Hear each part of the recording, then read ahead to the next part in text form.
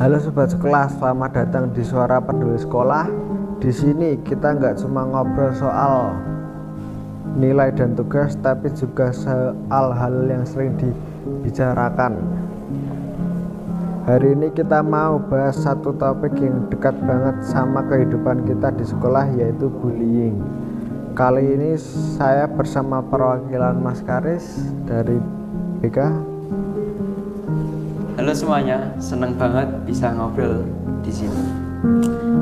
Bullying itu nyata dan dampaknya itu besar. Banyak siswa yang datang ke ruang BK bukan untuk konsultasi tentang nilai akademik, tapi konsultasi tentang masalah mental yang mereka alami akibat dari bullying itu sendiri. Coba bayangin, kamu lagi duduk di kelas, terus ada teman kamu yang manggil pakai julukan yang gak kamu sukai. Semua orang ketawa, kamu ikut senyum supaya gak kelihatan tersakiti. Tapi sebenarnya di dalam hati kamu ngerasa malu dan ingin berhentiin itu semua. Dan itulah yang sering terjadi. Dari luar, korban kelihatan baik-baik saja, tapi dari dalam mereka ngerasa gak aman, gak dihargai, dan ngerasa sendirian. Rasa ini seperti menggerogoti kepercayaan diri mereka secara pelan-pelan. Yang paling nyesek itu ketika nggak ada satupun orang yang berdiri di pihak kita. Betul, diamnya orang-orang di sekitar kita itu bisa seperti menyetujui bullying itu sendiri. Di sekolah sering banget kita dengar kalimat itu cuman bercanda. Tapi jujur aja banyak dari kita sebenarnya ngerasa nggak nyaman dengan candaan itu. Sebenarnya di mana sih batas antara bercandaan yang sehat dan bullying? Gini mas, bercanda itu seharusnya bikin semua orang tertawa dan ngerasa aman. Kalau hanya satu pihak yang tertawa, sementara yang lain merasa tersakiti, tertekan, atau malu, itu sudah bukan bercanda lagi, tapi lebih ke arah yang bullying, yang bersembunyi di balik kata candaan. Kadang pelakunya bilang, aku nggak niat nyakitin kok, tapi yang kena malah kepikiran seharian, bahkan sampai malas masuk sekolah. Nah, itu yang penting. Yang dilihat itu bukan dari niatnya, tapi dari dampaknya.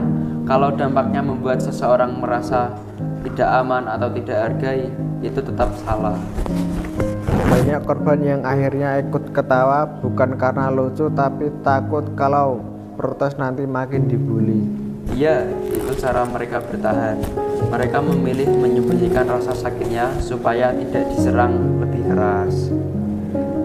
Banyak orang mikir bullying itu cuma soal mukul atau berantem, padahal kenyataannya jauh lebih luas dari itu. Betul, bullying itu bisa berupa ejekan, panggilan nama yang merendahkan, mengucilkan seseorang dari pergaulan, menyebarkan gosip, sampai mempermalukan orang lain di dalam media sosial. Kadang yang paling nyakitin itu yang kelihatan sepele, kayak diabaikan atau nggak diajak main. Iya, dikucilkan itu rasanya seperti kamu tidak dianggap ada, dan itu sangat menyakitkan. Apalagi sekarang dengan media sosial, satu postingan bisa bikin luka makin dalam. Dan sayangnya jejak digital itu susah banget untuk dihapus. Kenapa sih ada orang yang seolah-olah senang banget merendahkan orang lain? Banyak pelaku bullying yang sebenarnya ingin merasa jauh lebih kuat atau lebih dihargai mas. Ada juga yang melampiaskan masalah pribadi mereka kepada orang lain. Jadi bisa dibilang dibalik sok kuat itu ada rasa nggak aman. Benar mas, seringkali seperti itu. Tapi itu tidak membenarkan perilaku menyakiti orang lain. Dan kalau teman-temannya mendukung perilaku itu makan menjadi.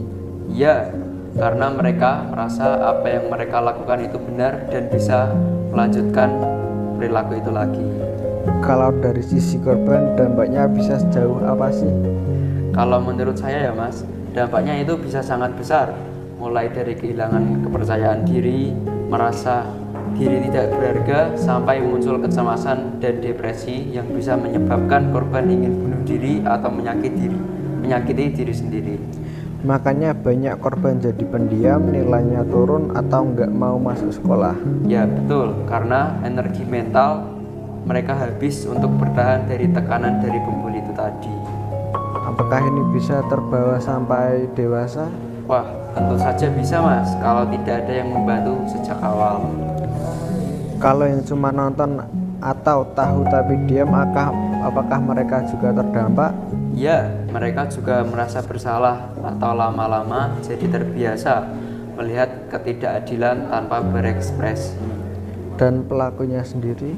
Pelaku belajar bahwa menyakiti orang lain itu boleh dan bisa membuat mereka berkuasa. Jadi sebenarnya semua orang dirugikan. Ya, betul sekali mas. Tidak ada yang benar-benar menang dari bullying. Seberapa besar peran sekolah dan BK dalam mencegah bullying? Sangat besar. Sekolah harus menciptakan lingkungan yang aman dan mendukung semua siswa. Dan BK bukan tempat anak bermasalah ya?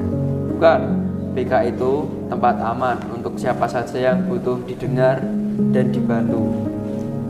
Korban, pelaku, dan saksi semua bisa datang? Ya, semua pihak harus datang karena semua itu perlu dibina. Teman sebaya punya peran besar dalam menghentikan bullying. Sangat besar. Satu orang yang berani peduli bisa mengubah semua situasi. Kadang cuma duduk di samping korban aja sudah sangat berarti. Ya, itu sangat berarti karena kalau kamu duduk di samping korban, mereka merasa itu ada orang yang menemani mereka. Jadi memberikan kesan bahwa dirinya tidak sendirian. Dan apakah itu bisa membuat pelaku berhenti? Seringkali ya. Apa saja langkah nyata yang bisa dilakukan siswa sehari-harinya? Ya tentu saja yang pertama, saat melihat orang membuli orang lain, yang pertama jangan ikut menertawakan. Yang kedua, mendampingi korban bisa dengan ajak cerita atau ajak main lah. Yang ketiga, simpan bukti jika terjadi di online dan laporkan guru atau ke pihak BK secepatnya. Kelihatannya sederhana tapi dampaknya besar ya? Betul, karena satu orang yang peduli bisa menyelamatkan seseorang. Dan orang itu bisa jadi kita. Betul sekali. Kalau suatu hari kamu ada di posisi korban, kamu pasti berharap ada yang berdiri di pihakmu. Dan hari ini kamu bisa jadi orang itu untuk orang lain.